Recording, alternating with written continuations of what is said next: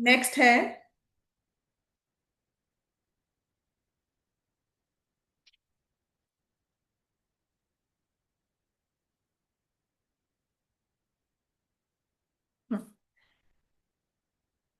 ये हमें दिया हुआ है find, this is question number 36 of your assignment, जिसमें लिखा है find the sum of,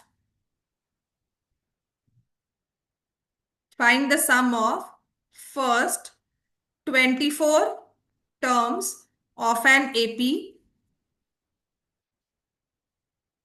A1, A2, A3, so on, if it is known that, if it is known that A1 plus A5 plus A10 plus A15, A20, A24 is equal to 225। 24 terms का सम निकालना है आपको। ये terms की कुछ terms निकालकर उन 24 terms में आपको दिया हुआ है A1, A5, A10, A15, A20, A24 का सम इज इक्वल टू 225।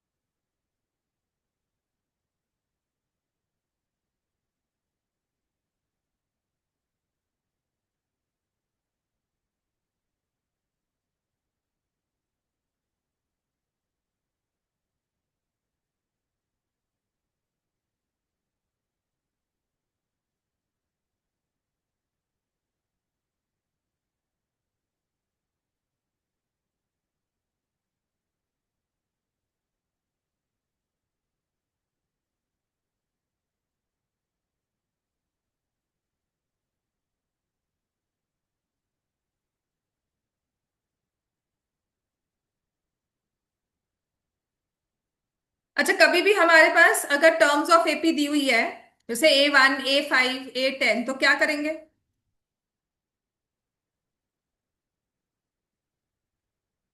बोलो। कोई भी एपी है, उसमें A5 दिया हुआ है, तो मैंने आपको इमीडिएटली कहा था कि when A5 is given then what should be written. A की जगह A1 की जगह आई कैन राइट A। ठीक है। What about A5? इसको मैं क्या लिख दूं? A+4D। A10 को मैं क्या लिख दूं? A+9D। 15 को A+14D। 20, सबसे इजी वे यही रहेगा इस क्वेश्चन को सॉल्व करने का, अगर मुझे कैलकुलेशंस करनी है।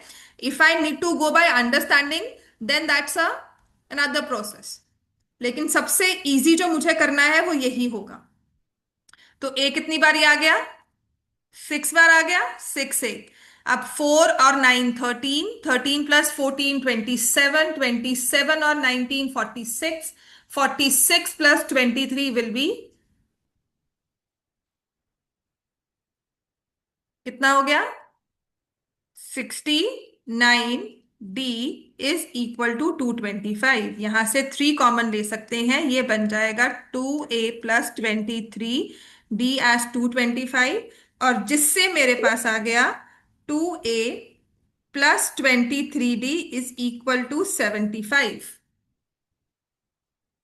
2A+23D is equal to 75, this one मेरे पास आराम से आ गया। अब मुझे क्या करना चाहिए? उसने निकालने को क्या कहा है उस पर कॉन्सेंट्रेट करो। सम ऑफ 24 टर्म्स। S24 का फॉर्मूला लगाओ और देखो क्या कुछ क्वेश्चन बनता है हमारे पास। ये कल क्लास का टाइम मैं आपको कन्वे कर दूंगी।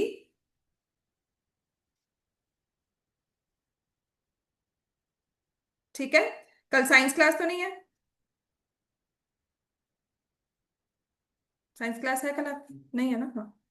आपकी इस वीक में एक छुट्टी हुई थी, उसकी वजह से आपकी क्लास होगी कल। ठीक है। सो सबने आना है, प्रेजेंट रहना सब। S24 का फॉर्मूला लगाओगे तो क्या आएगा? N/2, 2A plus n minus one which is 23d, this is S24। तो ये हमारे पास आ गया 12। 2a कितना हो जाएगा, और 2a plus 23d, you will see कि तुमने उसकी वैल्यू निकाली हुई है 75। So your sum of 24 terms will be 12 into 75, 150 into 6 कर लोगे, which will be 9।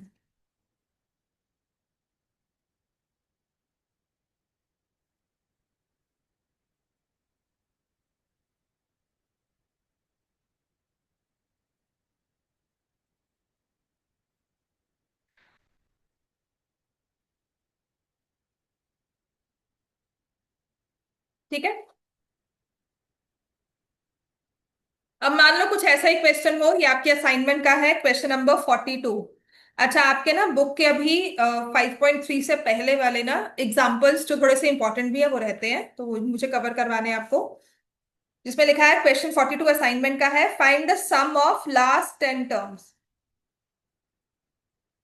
Find the sum of the last 10 terms of an AP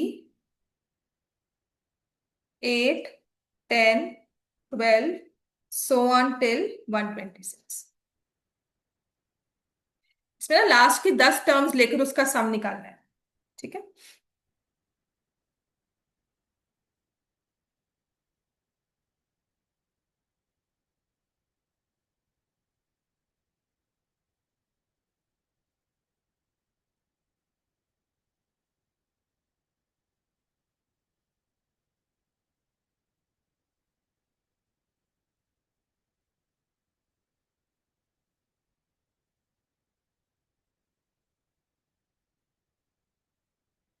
अच्छा, 10th टर्म फ्रॉम लास्ट निकालना हो तो मैंने आपको क्या वे समझाया था,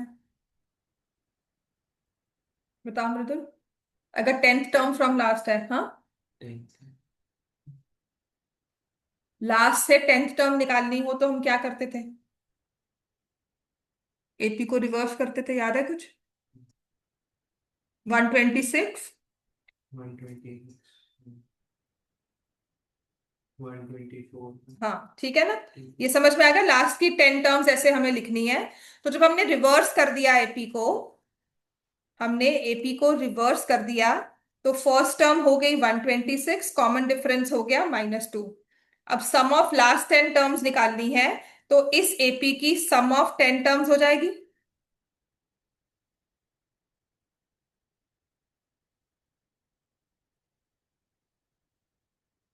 क्लियर? बस यही आंसर है हमारा, एमसीक्यू में भी आ जाता है ये।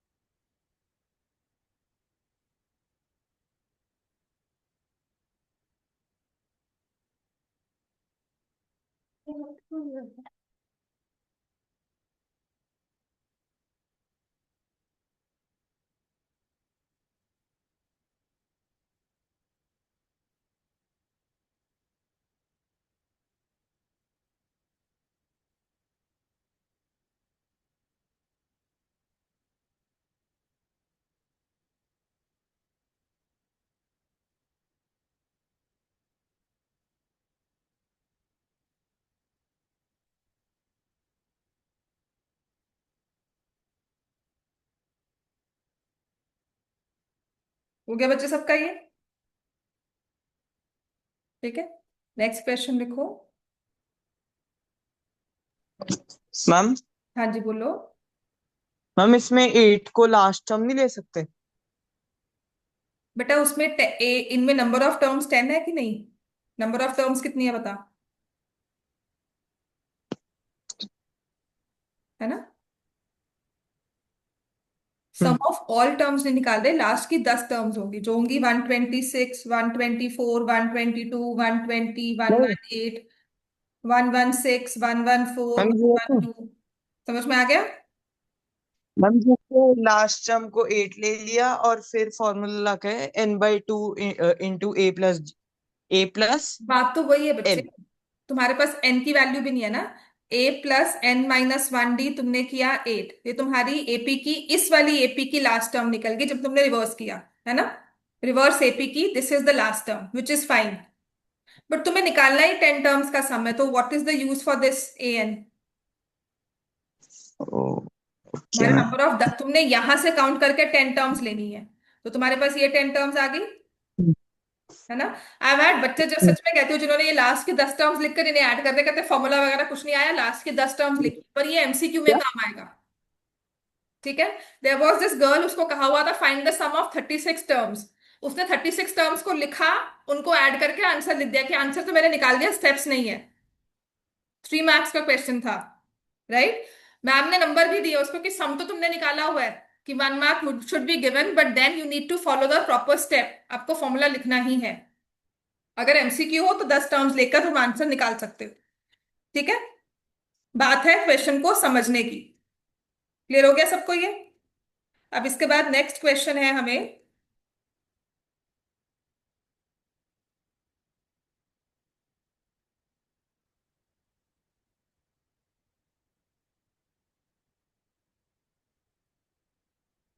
कौन सा करवाऊं, बुक निकालो अपनी। बुक के ना जो आपके एग्जांपल्स रहते हैं पहले वो कवर कर लो, वो डबल वाला आंसर क्लियर हो जाएगा। Explain the reason for double answer. उसके बाद फिर असाइनमेंट्स, फिर जब स्टेटमेंट प्रॉब्लम्स रह जाएंगी ना, तो हमारे पास है एक आपका एग्जाम्पल 11 है, find the sum of 22 term, है ना। एग्जाम्पल 11 किया था, find the sum of first 22 terms of the AP 8, 3, -2 so on. तो इस एपी में first term is 8, common difference is कितना है, common difference -5, number of terms है 22, तो S22, जबकि Sn का फॉर्मूला होता है n/2, 2a n-1d, which will be 22/2, 2 into 8, 21, common difference -5।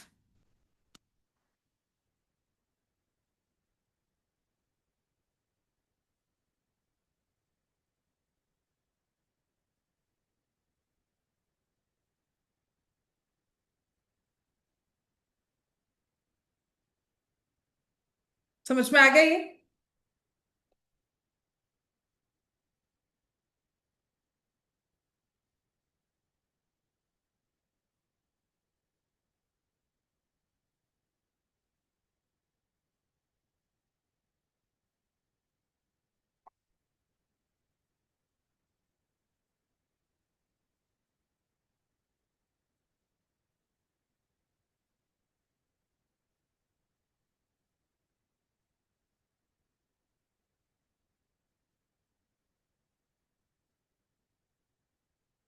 Example number 12 पे आ जाओ इसके बाद,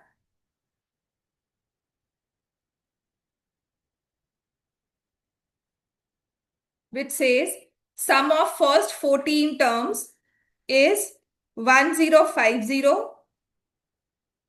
first term is 10,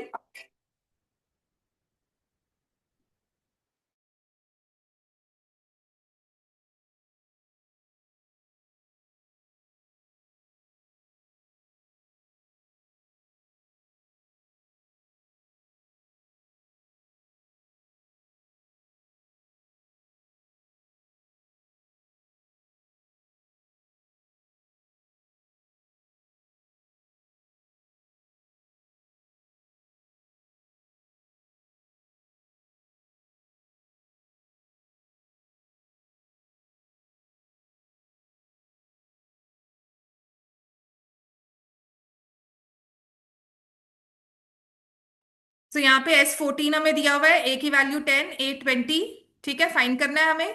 तो S14 का मतलब है 14/2, 2 into 10, 13d,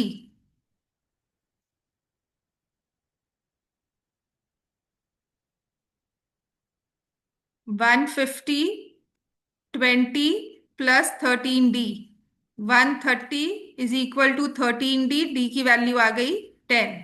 so you find A20 now. A20 हमारे पास आ जाएगा A + 19D, जिसमें A 10 है और कॉमन डिफरेंस भी 10 है, तो ये आ जाएगा 200।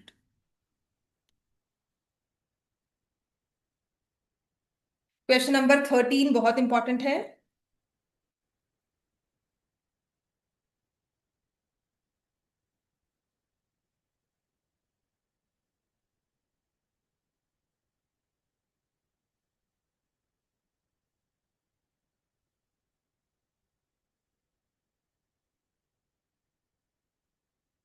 13th में ना जो रीजनिंग है वो बहुत जरूरी है।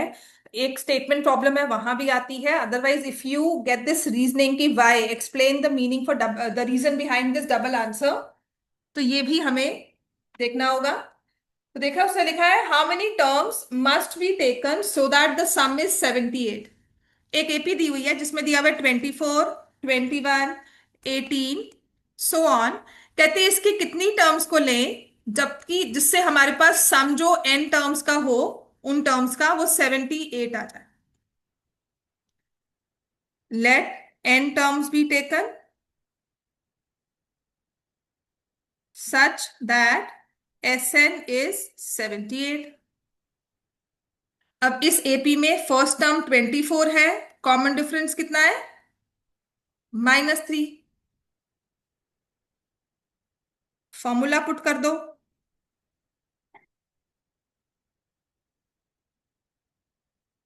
जिसमें इसको खुद सॉल्व करना है आपको।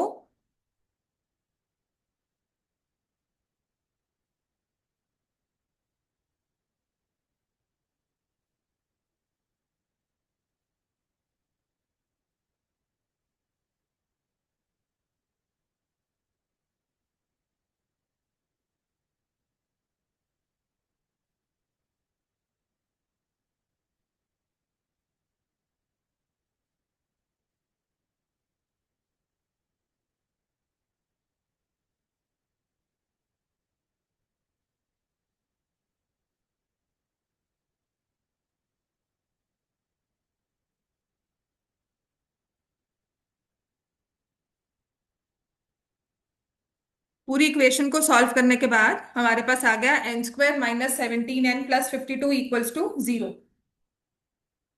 समझ में आ गया कैसे आया ये? कैसे आया? इसको कैसे डिवाइड कर दिया? किसको? 51 एंड वो उधर पहले कॉमन लिया 48 में। हाँ नहीं, ये यहां से ऐसे कैसे आया? कॉमन लिया किसको? 3 को। 3 से सबको डिवाइड कर दिया, अब फैक्टराइज करो इसको।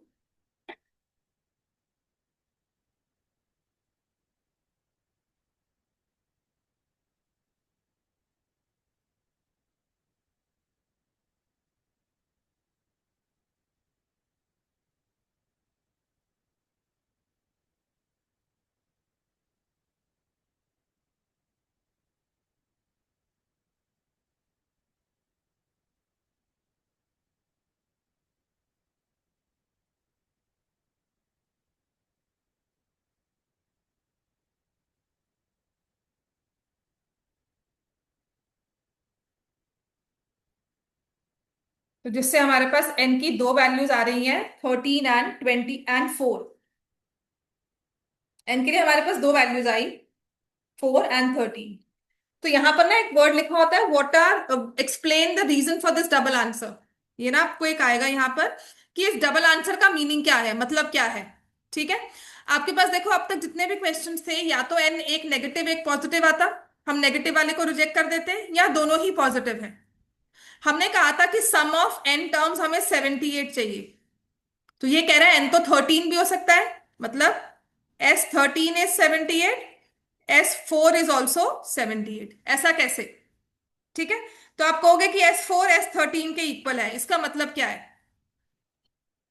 आप इसको थोड़ा सा ऐसे समझ सकते हैं, जब हमें रीजन देना हो आप कैसे ऐसे लिखोगे कि मैंने चार टर्म्स को ऐड किया।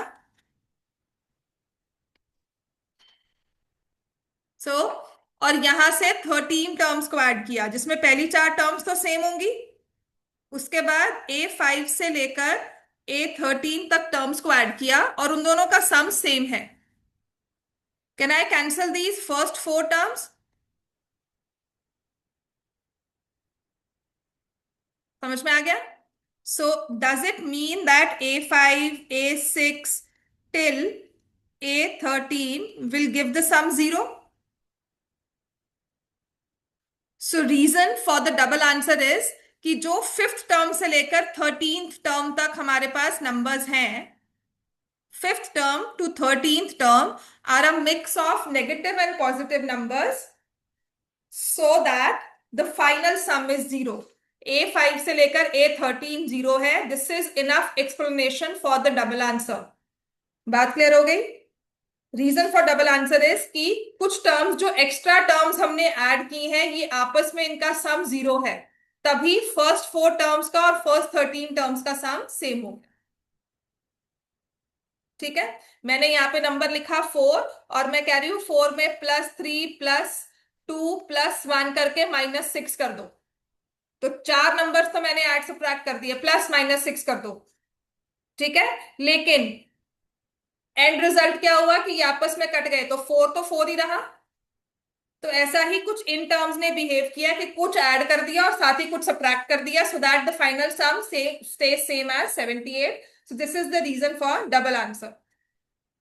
एग्जाम्पल नंबर 14 ये आप कर सकते हो। Find the sum of, example 14 खुद से करो और example 15।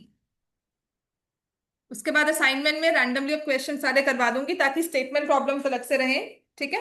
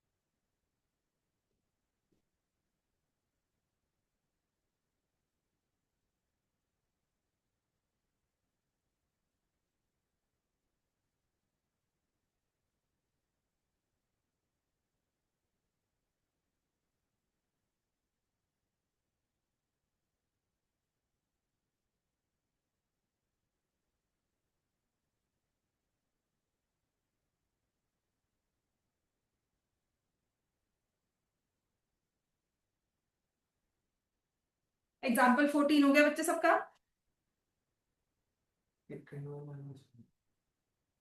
First N positive integers, तो वो आपका आ जाएगा 1 + 2 + 3 सो ऑन टिल n।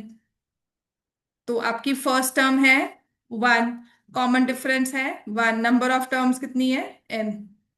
तो एस एन कितना हो जाएगा, first term 1 plus n, last term n/2।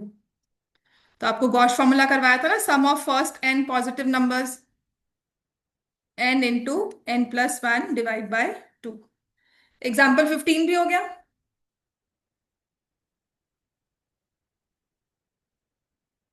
क्योंकि इसमें दिया हुआ है find the sum of 24 terms, जिसमें nth टर्म दी हुई है 3 + 2n।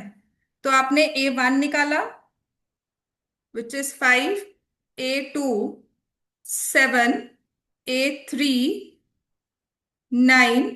So this is an AP with first term 5, common difference 2, S24 निकालना है। S24 is 24/2, 2 into 5 plus 23 into 2, 12 into 56, 672। समझ में आ गया ये? अब चलो मैं आपको बाय डिफॉल्ट सारे जो क्वेश्चंस मुझे लगता है असाइनमेंट से वो करवा देती हूँ। अच्छा, 2 क्वेश्चंस हमारे ऑप्शनल एक्सरसाइज के भी हैं, लिखो। फाइंड द फर्स्ट, जो हमारा वो भी जरूरी है करना, क्योंकि ऐसा क्वेश्चन पेपर में आता है, which term is the first negative term. अब इसको करने का ना बहुत सारे वेज है, तुम्हें मैं बताऊंगी जो सबसे इजी वे होगा। 5.4 ऑप्शनल का question number 1 is very important. Which term of the AP which is 121, 117, 113 so on is the first negative term। किस एपी में, देखो पहली बात तो ये एपी जो है वो डिक्रीजिंग है ना, कॉमन डिफरेंस माइनस में आ रहा है। तो इसमें कहीं ना कहीं कहते हैं कि एक टर्म नेगेटिव हो जाएगी। वो नेगेटिव टर्म कौन सी है, पहली टर्म वो नेगेटिव कहां पर आएगी, उसकी प्लेस वैल्यू क्या है और वो कौन सी टर्म है, आपको ये 2 चीजें बतानी है। ठीक है, तो इस एपी में फर्स्ट टर्म तो 121 है, कॉमन डिफरेंस कितना है, माइनस कितना है, -4, कॉमन डिफरेंस इज -4। और इसकी जनरल टर्म क्या आएगी,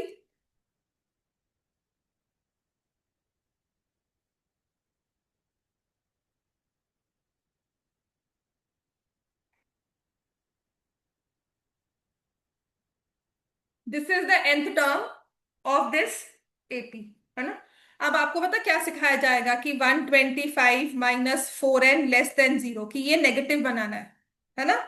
ये सिखाया जाएगा, इसको नेगेटिव बनाना है। मैं आपको इसको किस वजह से समझाती हूँ कि आपको समझ में आए, क्योंकि आपने लीनियर इक्वेशंस नहीं किया होगा। आपको 125 - 4n एक नेगेटिव नंबर चाहिए। समझ में आ गया, n की ऐसी कौन सी वैल्यू पुट करो कि ये नेगेटिव हो जाए। तो आप क्या करना, आप 125 जो भी आपके पास आया इसे इक्वल टू 0 कर दो। वो तो कर सकते हो ना कि 0 कब होता है, 0 के बाद ही नेगेटिव होगा। देखो नंबर लाइन में जाओगे, ये 0 है, इधर राइट साइड पे पॉजिटिव, इधर नेगेटिव। तो पहले आप बताओ 0 कहां पे आते हैं। 0 के लिए 125 इक्वल टू 4n कर दोगे, n की वैल्यू 125/4। इसको सॉल्व करो, 31 पॉइंट कुछ आती है ना, 31.25, यही है कि एग्जैक्ट जब n 31.25 होगा ये एपी 0 हो जाएगी। अब क्योंकि n तो नंबर ऑफ टर्म्स होती हैं, 31.25 नहीं हो सकता, एग्जैक्टली 31.25 पे 0 होगा। तो नेगेटिव करने के लिए इसको 31.25 से बड़ा होना होगा, छोटा नहीं बड़ा, माइनस कर रहे हैं, बड़ा होना होगा। ठीक है, तो अगर आपको यह भी समझ नहीं आता, आपने n की एग्जैक्ट वैल्यू निकाली 31.25, एक इससे बड़ी इंटीजर में, जस्ट बड़ी कौन सी होगी 32, एक इससे छोटी इंटीजर में, दोनों निकाल कर देख लो नेगेटिव टर्म कहां आएगी। ठीक है, बड़ी निकालनी है बिकॉज इसको माइनस कर रहे हैं, 31.25 पे 0 आ रहा है। तो जब हम इसको 31.25 से बड़ा रख देंगे तो नेगेटिव होना शुरू हो जाएगा। सो दैट मीन्स यहां से ये भी समझ सकते हो कि -4n को सब्ट्रैक्ट कर रहे हो तो 125, और 4n में जब 4n बड़ा हो जाएगा तो ये चीज हमें नेगेटिव आंसर देगी। For negative answer 4n should be more than 125, है ना। 4n should be more than 125 and for this n should be more than 31.25, और जस्ट बड़ी वैल्यू n की कौन सी हो जाएगी, 30।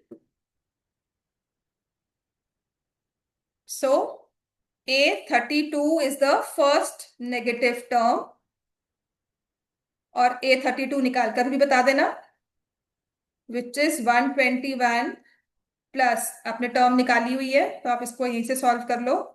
ए एन निकाला हुआ है ना, 125 -4n, तो लिख दो 125 -4 इंटू 32,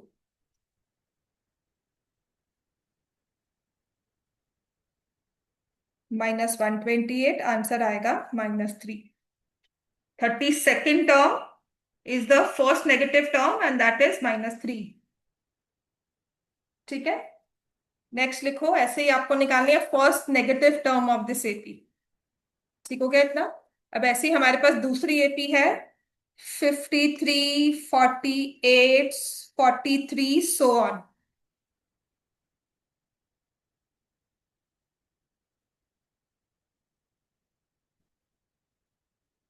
इसकी बतानी है first negative term.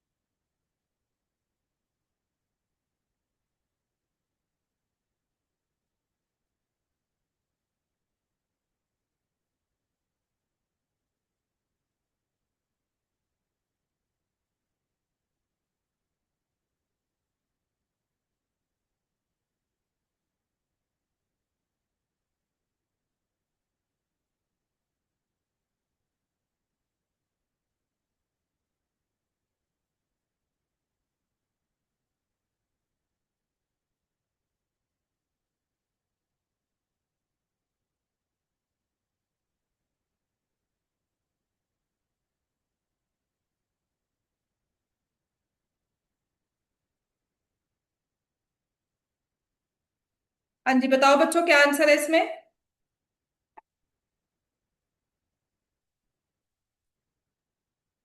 A N निकाला सबने।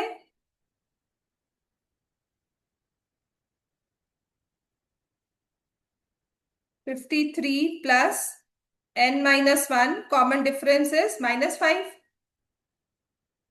53 माइनस एन एफ 5n प्लस 5 आ गया, 58 -5n। अब इसको नेगेटिव बनाना है, क्या करना चाहिए, इक्वल टू 0 कर लिया। ठीक है, n की वैल्यू क्या आ गई, 11.6, है ना। तो n should be equal to, so 12th term A12 is the first negative term, और A12 की वैल्यू भी निकाल दो। तो आपने सिर्फ इसमें 12 पुट करना है, 58 -5 इंटू 12, आंसर इज -2।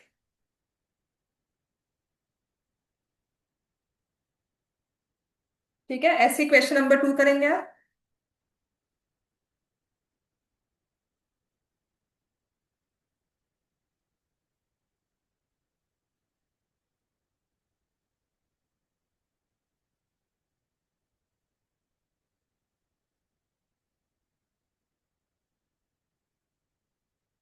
हाँ जी बच्चों, क्लियर हो गया ना ये।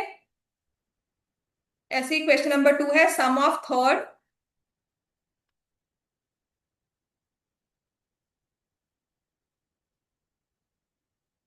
sum of third and seventh terms.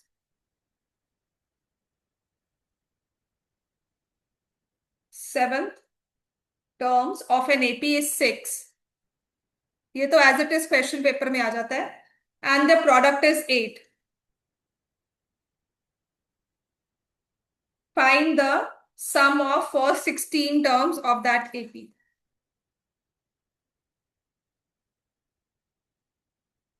दो टर्म्स है, A3 A7, इनके बारे में बात की जा रही है। A3 A7 का सम दिया हुआ है 6 और A3 A7 का प्रोडक्ट दिया हुआ है 8। अब मुझे बताओ दोनों टर्म्स क्या हैं या S16 क्या है। So what is A3? A3 को क्या लिखोगे? A3 को क्या लिखेंगे? और A7 को?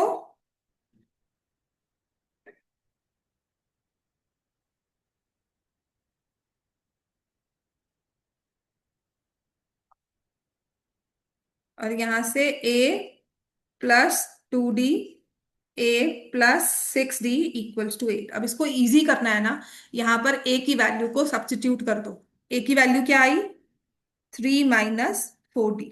So put it here.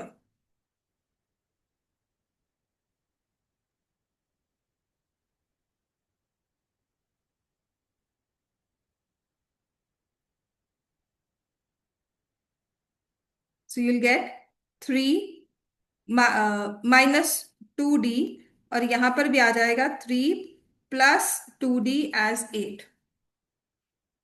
ठीक है, तो ये आ गया 9 - 4D²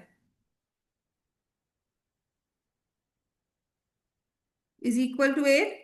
4D² 1 के इक्वल आ गया, D² +-1/2 के इक्वल आ गया, सॉरी D² 1/4 के इक्वल आया।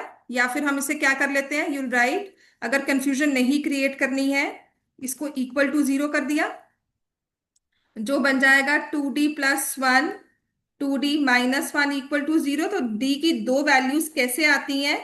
क्वाड्रेटिक किया हुआ है, इस तरह से आती है।